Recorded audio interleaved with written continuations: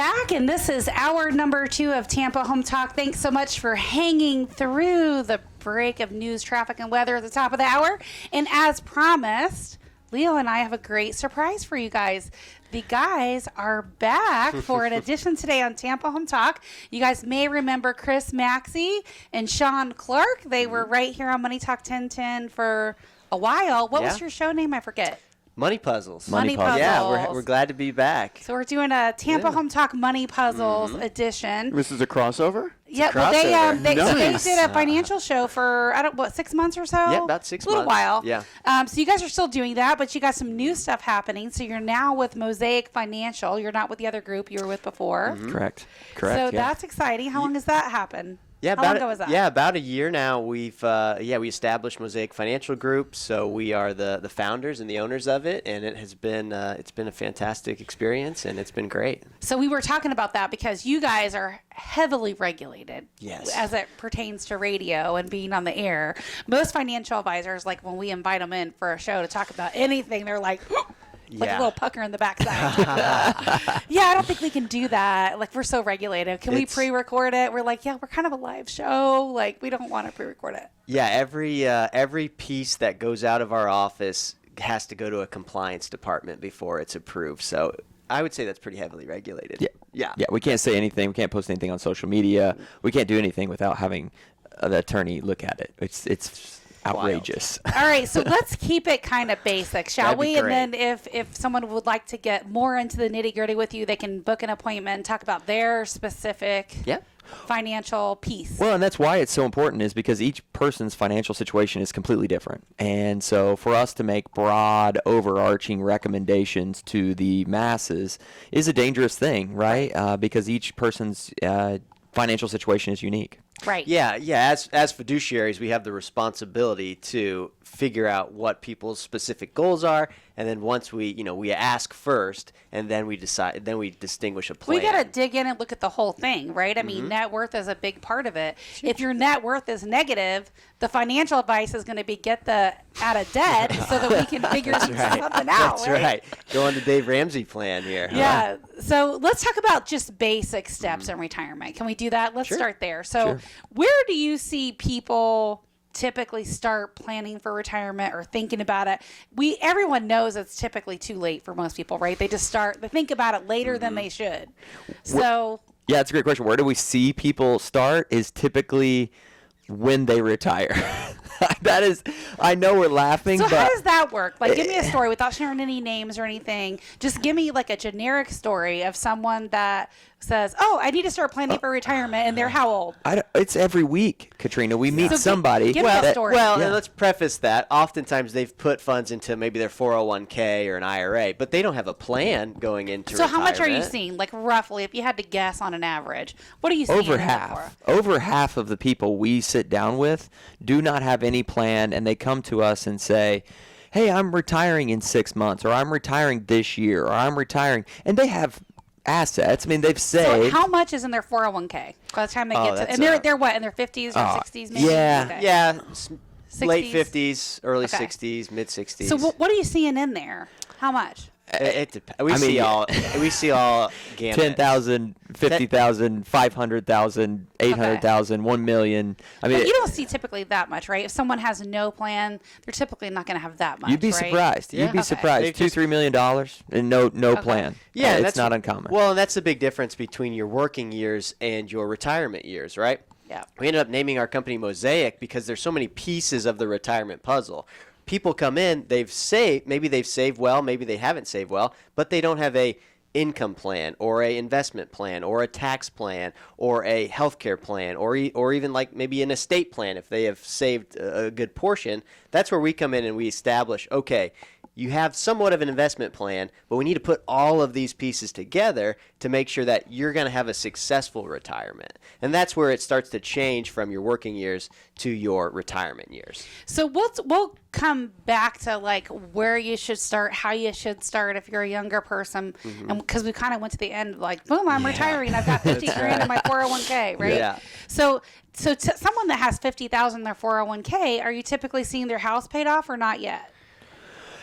Typically the people that are coming to us, they're either getting close. I mean, our clients are coming to us, but typically between the ages of 55 and 85.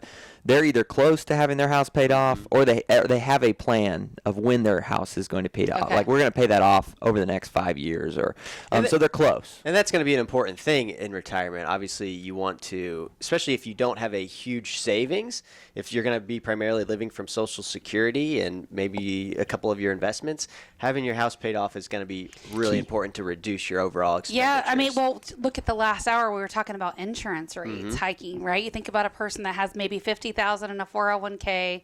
They're 62, and they're like, "Yeah, I want to retire." So, I mean, how is that gonna do you think that would be enough money? Like, what does that financial picture look like if let's just say they're 62, they've got 50,000 in their retirement account, so they're planning on Social Security and however far that 50,000 takes them. But say maybe their house is paid off or almost paid off. It depends on what they want to spend. Yeah, you it's know, all about it depends on it's just about their so you goals. guys say that, but here's the thing: you don't know how much stuff is going to cost in the future. True. Very true. But here's what we do know is that our clients spend most of their assets between the ages of 60 and 80. You know, by the time they get to 80, they're not going out to eat as much, or maybe they are, but they're not traveling. Our clients spend most of their money in the first 10 years of their retirement. And then after that, even though they're not we working. call that their young and fun money, right? They've just finished working, right? They feel good still. Their health is still good. So enjoy it at that moment. And then when you get to your 80s, things start kind of slowing down. You're not going to Europe or doing your long trips. You've just slowed down. That's just part of life. You go to the casino. Yeah. I feel like you should have, Leo, I can't with you. I feel like we should have this fun little balance of, if you want to go to Europe, it seems like it would be a lot more fun to do that in your 30s or 40s or maybe 50s, versus taking time off for retirement. That's why I think like the flexibility of the employer really just, because why wouldn't you work longer if you can take a month off and go to Europe, right? Like, why wouldn't you? Agreed. Yeah. And then, and you, let's face it, you're going to enjoy it, especially if you're doing something like backpacking around Europe. You're going to enjoy that more. At 30 than 70? Correct. Yeah. Probably. So that, I mean, just think about it. Like, you don't get around like you do. I don't know. I don't know when that changes. It depends on the person, right? But I would say 60s or so, which is when a lot of people retire. 70s, you're not as mobile as you were in your 30s or 40s. And we hear that a lot. That people, well, I've already been to Europe. I've already done all the things I want to do by the time they get to retirement. So really, I mean, a lot of our clients' goals is, hey, we want to have enough money to visit our family when we want to do that. And so it just depends on your goals. You ask, can somebody retire at 50,000? Well, maybe if Social Security is going to pay enough to pay all the basic living needs and you don't have big lofty goals, well, maybe you can retire. And I think that's one thing Dave talks about, Dave Ramsey, is that it's not about having a number that's in there. It's just about, do you have enough to hit your personal goals? And that's when you can retire.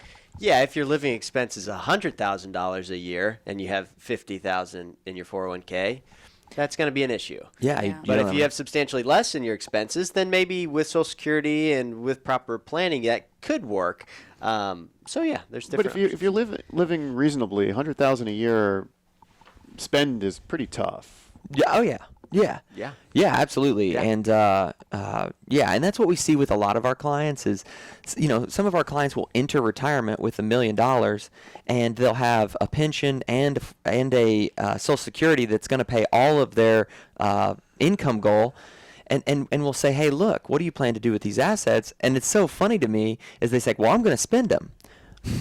Okay, and then my next question is, okay, great. When are you buying the Lamborghini? And then they just look at me like, well, I would never spend, because they've saved their whole lives, they're savers, and then they think they're going to get to retirement and just start spending. And they can't. No, they're not programmed that way. Yeah, that's a huge transition that a lot of people don't really consider, and that's what we see all the time is that transitioning from the save to, okay, I can spend some of this now.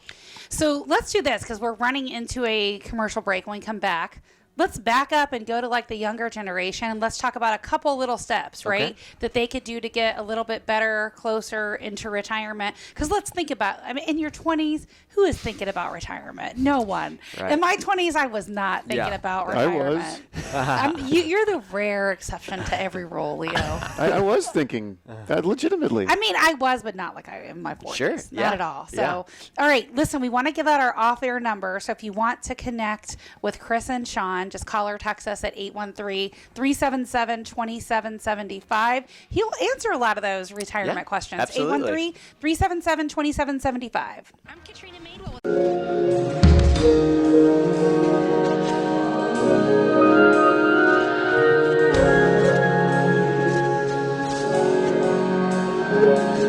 Welcome home, Tampa Home Talk. Rolling right into segment number 2. Caught us all off guard. We were talking Came about. quick. Well, I would just wish our off-air conversation was happening on air, so I brought the air back. We'll have to recap it. All right. So listen, our off-air number, if you want to connect with Sean and Chris, is 813-377-2775. Again, 813-377-2775. So let's talk about basic things, right? Like for 20-somethings, it's a hard time for them to save, right? Because some of them, depending on where they are in their 20s, they may or may not even have a family. Yeah. You know, if you have the little ones, that makes that numbers that you have to work with crunch a lot more. And I think as things continue to rise, right, we've looked at housing prices go up, rent prices go up. I mean, everything has gone up. More and more people are moving here from out of state. Yep. So we're seeing car insurance go up. So with that being said, there's less money to save. There Right. just is. Correct. So where does someone in their 20s, where things are already going up faster than wages can keep up, where do they start, especially if they don't have a lot of extra money to put in? Yeah, that's a great question. I think the first thing is not burying yourself in debt. Yeah. So, you don't have to drive the fanciest cars. The only thing, we follow that Dave Ramsey, where the only thing that it would be a good long-term investment is real estate. I mean, that's the thing that you could go into debt to do. But outside of that, the best thing you can do for your long-term financial success is stay out of debt. Don't go buy the fancy car, even though you can afford it monthly.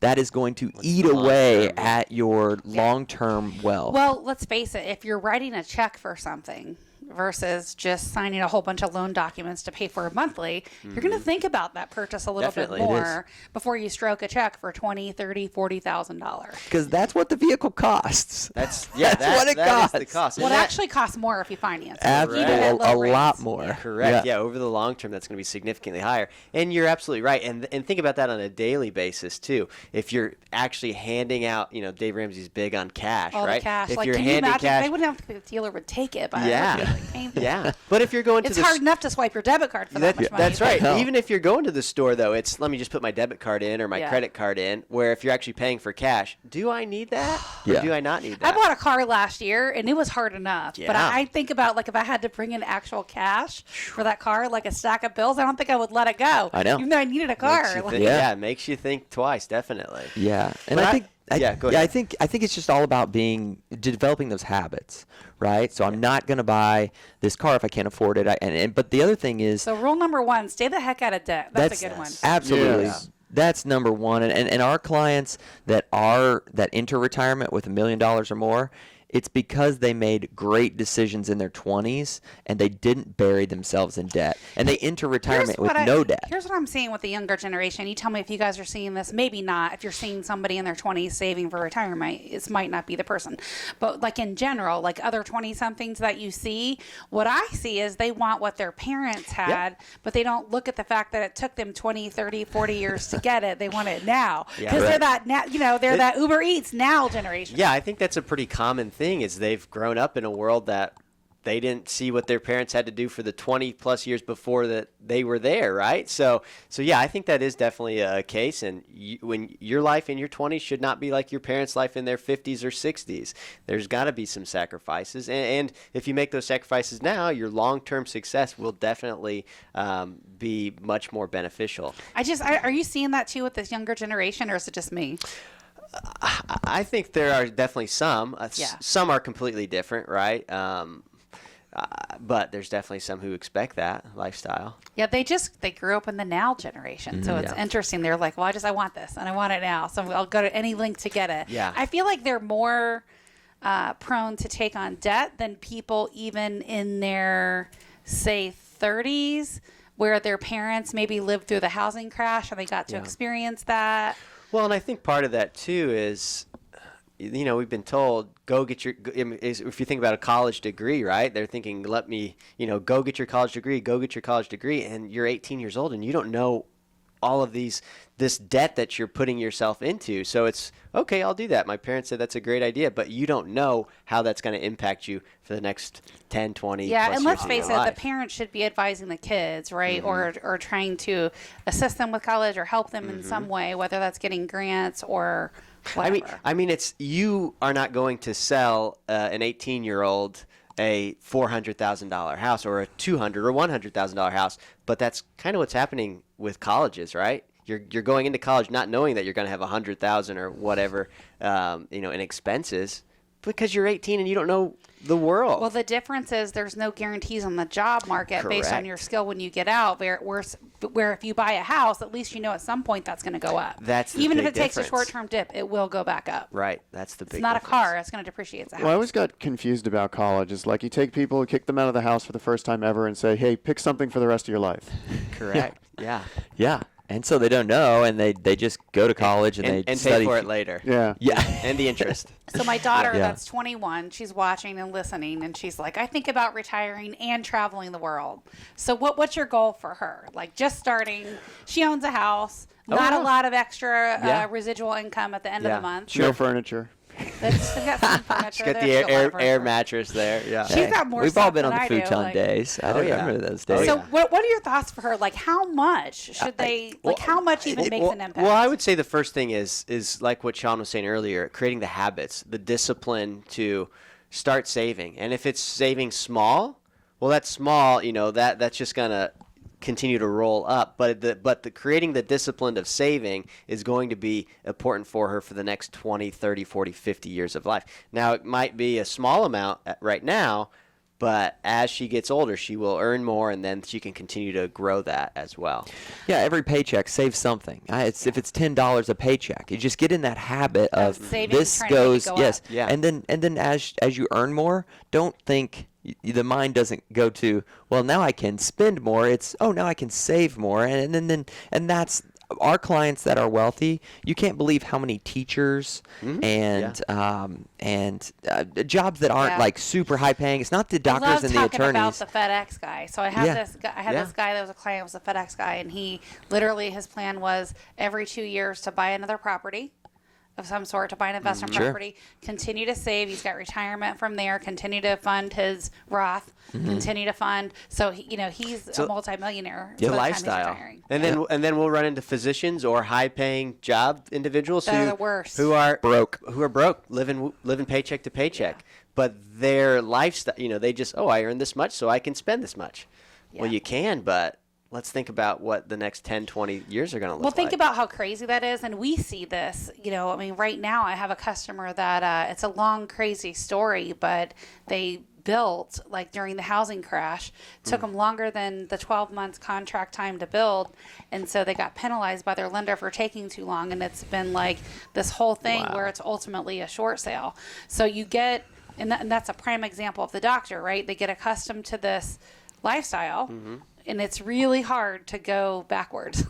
So my suggestion, when we get some of these younger doctors, is like, live below your means. I talk about the 2-year millionaire plan in my book, and that's trading up in real estate every 2 years. So leaving a trail of rental property behind you and not selling it. Sure. And so if you just did that, you would retire a millionaire. Yeah, and that's the essential thing is living below your means and creating that habit of, let me save. If you're living below your means, you're going to have excess funds. It's not going to, you might not in your 20s have the most luxurious looking lifestyle, but your discipline in your 20s or 30s or what have you will provide for you in your 50s, 60s, 70s, 80s, 90s. Yeah, you just have to work longer. I mean, you got to choose. You don't have to save now. You just have to work forever. And here's, those are your choices. So here's the thing that people should, I think every person as a whole should pay attention to, think about, aside from like staying out of debt, right? The basic stuff. When you think about like your 30s, your 40s, especially your 30s and 40s, those are the earning years of your life. So you really should focus on paying off your house during that time, saving a ton of money for retirement, and trying to figure out what the game plan looks like as it relates to long-term wealth and, taking care of yourself in the future. I think what we see most often, though, is that in their 30s and 40s, that's when you have children, young children, trying to get them through school, and there's lots of expenses. I think a lot of people make the mistake of they wait till their kids are out of the house before they really think about retirement. So their kids go to college or, leave the house at 18 and they're 50s. And so they want to retire in 10 years or 15 years. And that's when their first thought of, I need to save for retirement. And it's not too late if you're 50 years old. It's certainly not too late.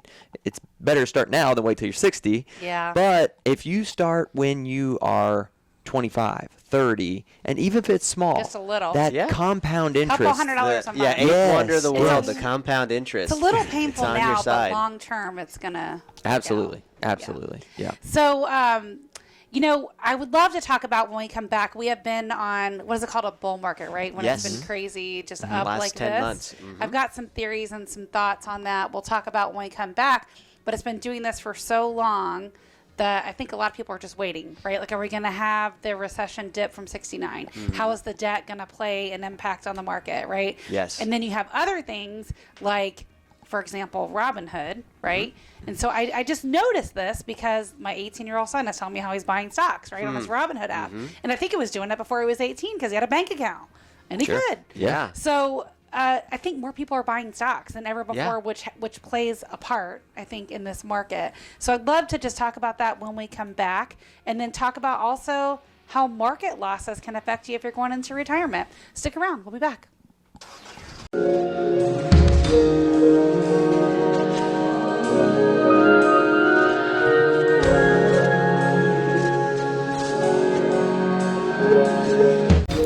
Welcome home. We're back. Tampa Home Talk. And talking money. Talking money with Chris and Sean. Talking money on Money Talk 1010. How's that? We're not allowed to say money talk, I thought. Yeah, we are. Okay. Money Talk 1010. It's our station we're on. Okay. So let's go back to what I was asking you guys before the break, talking about the 1969. It wasn't really a crash. It was like a start of a recession, right? Do you think, since this has been such a crazy bull market, that we're going to see some of that? Like, are they projecting that? Because, the markets have cycles, just like real estate. They're cyclical. What goes up comes down a little and then goes back up more. Yeah, so let's go back before the pandemic.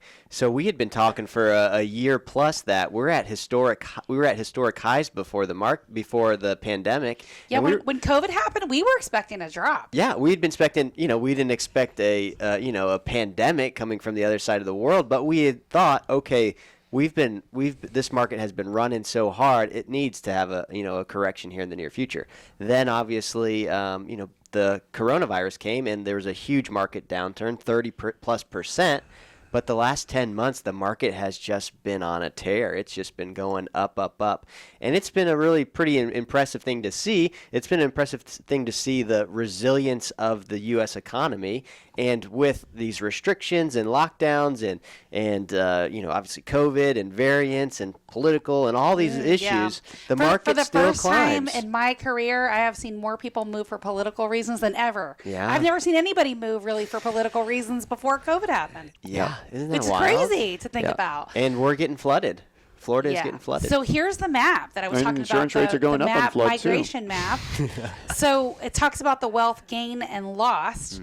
California is red in terms of $15 billion lost in wealth. Wow.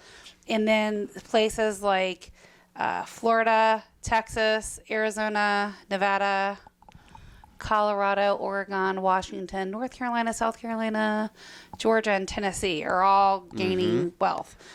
Florida and Texas are the highest. So it's pretty cool. You look at this, and then there's a couple counties in Florida that are red, like Miami, Broward County is red. And it talks about, look at this, the number one from Florida, it talks about gained $205 billion in annual AGI. And this is like real time. You can see the ticker moving. So this is people's adjusted gross income on their tax return, over $36 billion from New York gained to Florida. Yeah, this is the first time I'm seeing this. Yeah, that's fascinating. really 23 cool. billion New Jersey, 17 billion Illinois, 14 billion Pennsylvania, 13 billion with a B. With a B. Connecticut, and then we're losing wealth, so people are migrating from Florida to places like North Carolina, Tennessee. That's been a normal migration pattern. People that retire here go there. Texas, which is a little bit surprising, but a lot of similar characteristics to Florida, and then South Carolina and Arizona. So those are some of the states people are leaving Florida going to. But it's interesting. You can click on the data. So let's click on like Hillsborough County, for example, right in the heart of Tampa, and you can see we're gaining wealth from Miami-Dade County. That's Suffolk County. Remember, I was trying to remember that in the first hour, Leo. New York. So those New York, see Queens, Suffolk. That's all New York. Long Yeah, Island. that's the. So you that's can the see picture. where in New York they're leaving, Where it's and coming they're from wow, into. that's really Yep. cool. And then you look at Lost to Pasco. So basically, people are moving from Hillsborough to Pasco. They're moving to Pinellas, the beaches. They're just moving out. I mean, They're they're moving just to they're Polk, just moving Hernando, out, and yeah. Manatee.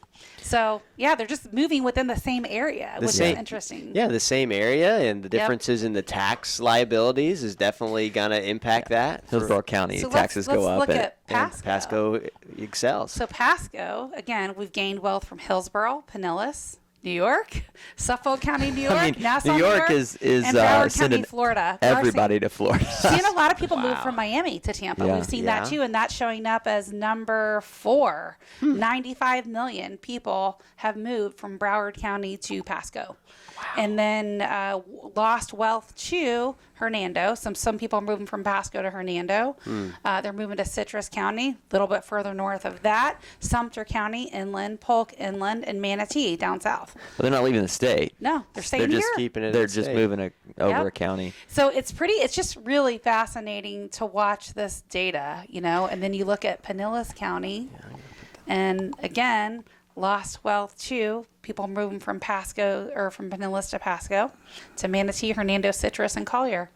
It's really interesting. This is a fascinating map. We see that in retirement. A lot of times, people will sell their home because they've retired. They don't have to live near their job, and they can purchase a larger home or a nicer home, in a Pasco rather than Hillsborough, right? So we've seen that from a few of our clients. They will sell their expensive home here in Hillsborough and move to, and maybe they invest the same amount of money, but they're buying a larger home or retirement home maybe. And look at this in Delaware. Like the whole state is 3 different shades. Some areas lost, some gained.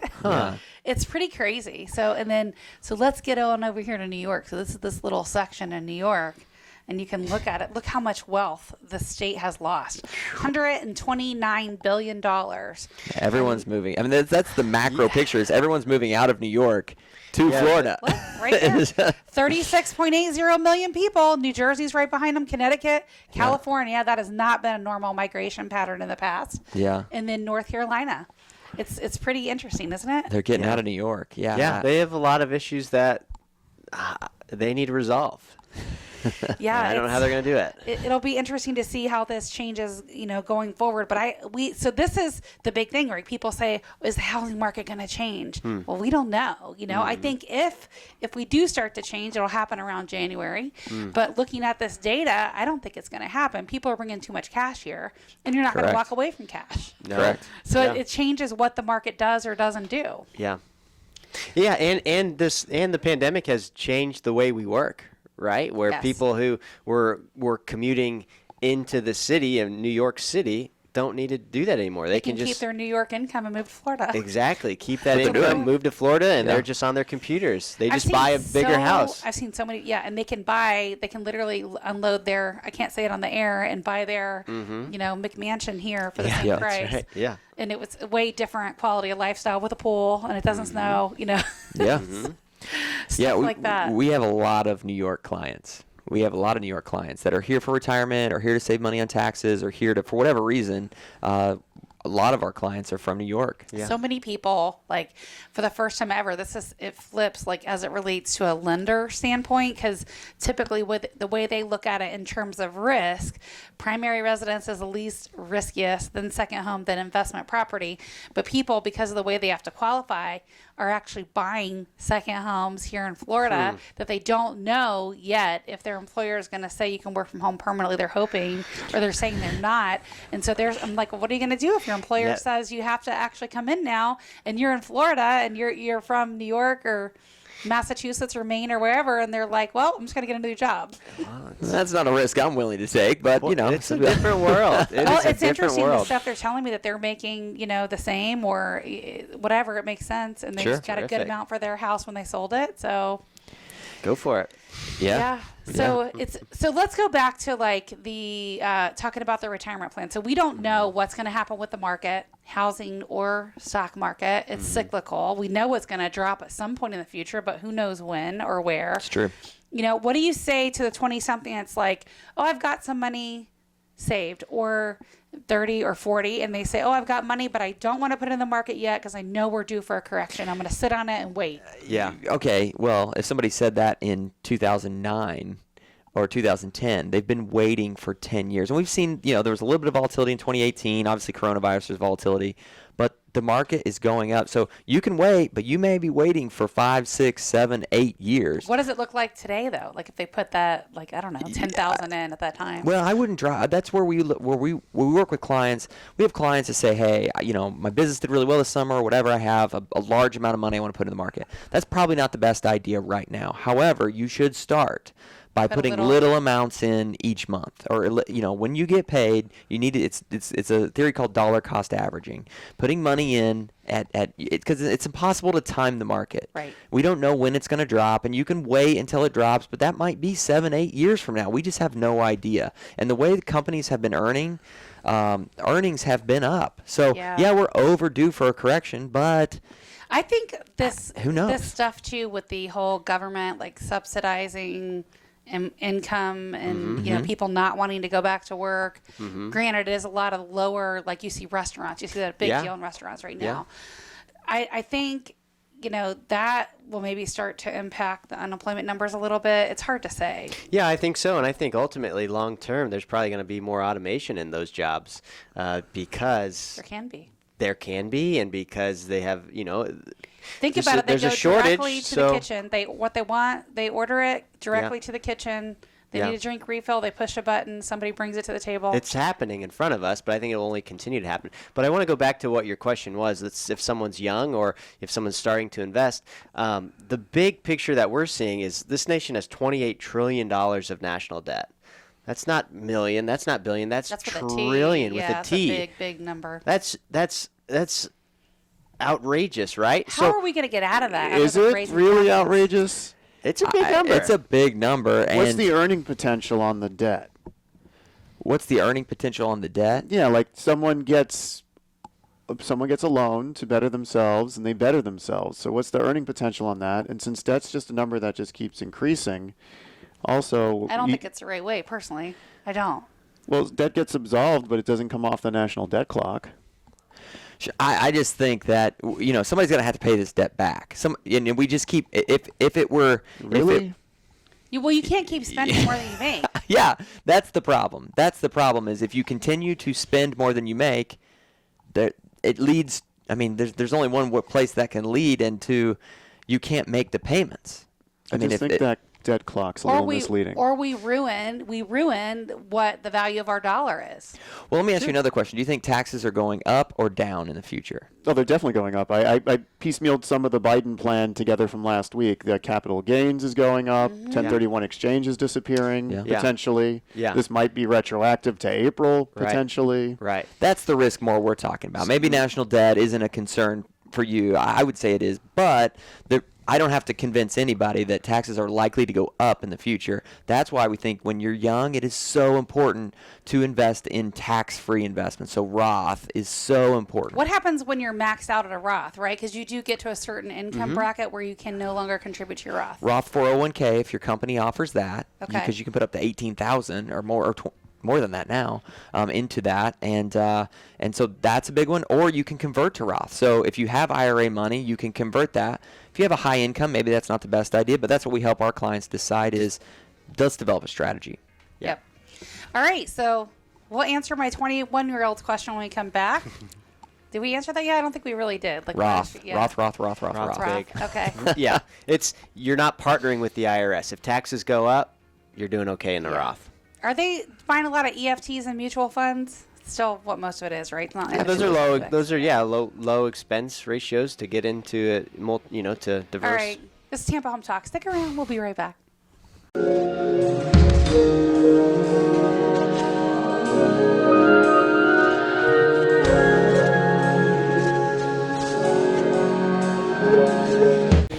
Welcome home, Tampa Home Talk. We've been taking a look at the IRS wealth calculator on the break. Not surprisingly, people are fleeing Alaska. What are people doing in Hawaii? I'm trying to see it. I mean, we're getting towards winter. Way Of course, over there. people are going to be. They're at it. They're at it. Yeah, you're either crabbing or you're out. Yeah, that's it. And it doesn't show anything with South America. I Looks just like it's just U.S. No, it's IRS data. IRS. U.S. Well, we have our offshore accounts. That would be interesting to see, though. Who's Oh, leaving look the at- U.S. and going to Central America? So Oahu, you asked about Hawaii. Yeah. They gained wealth from California, so people Of going course. from California Of course. to Oahu. Gained wealth from New York. That's interesting. Illinois, New Jersey, and Connecticut. So they're These are going to the places- states other people are leaving. But is Hawaii a red state or a green state? Both. It depends on where you're at. And Come in to this case, Oahu. green means you're getting more money. Red means you're losing money. Correct. Yeah, it's just This little color chart up here talks about wealth gained or lost in billions. So Wow. green means they're gaining wealth from places. Red means they're losing it from places. And if they're gaining it from places, they're taking it from Chicago, California, New York. Yep. Pretty much. That's what the Weird. indicators That's a consistent are saying. theme. I'm a little surprised by Alaska. I figured Alaska would just be flat. But No, it's a light color. It's a light See? red. It's a light red. It's a $2 billion. Anchorage has got a big increase. Yep. Let's see where that is from. Other parts of Alaska, people are moving.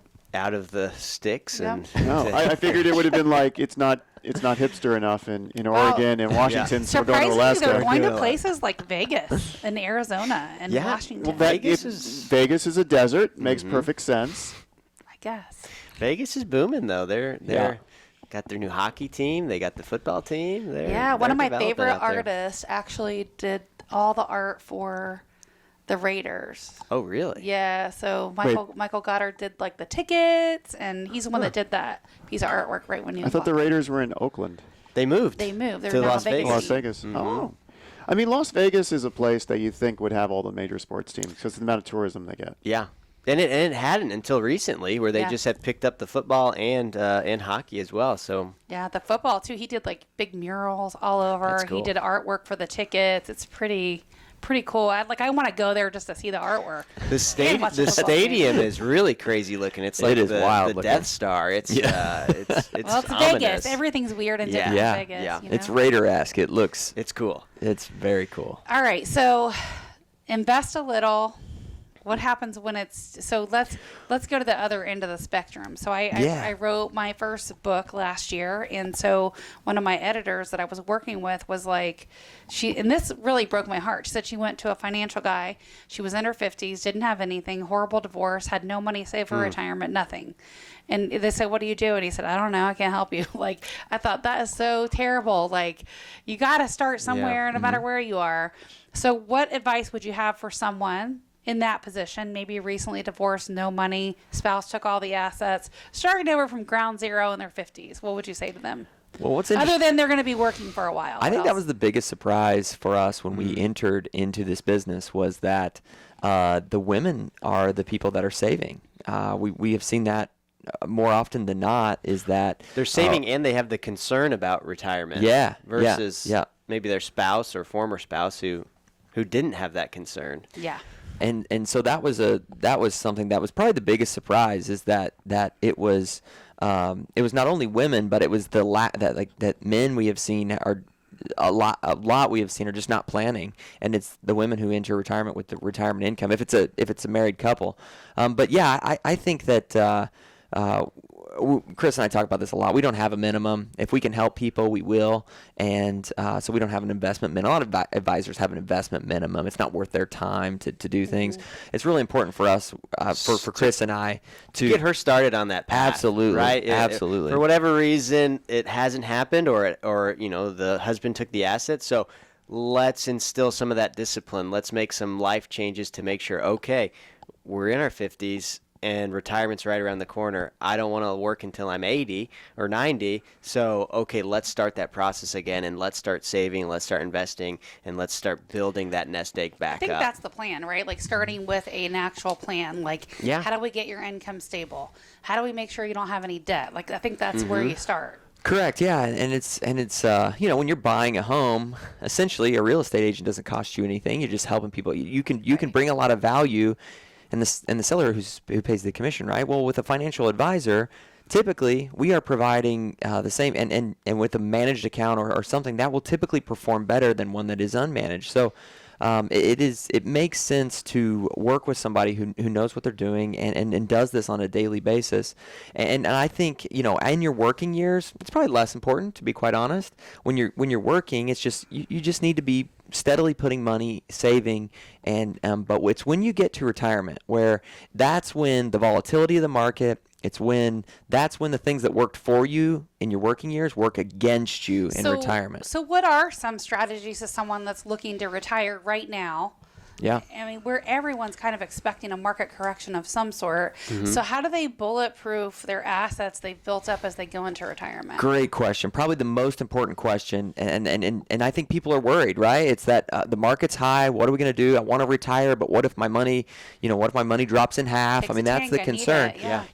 It's so important to get some money outside of the market, whether that's real estate, something that's non-correlated to the stock market. And what we see is that people have invested, they put that money in their 401k, they set it up in their 30s, so they're aggressive, and they haven't changed it.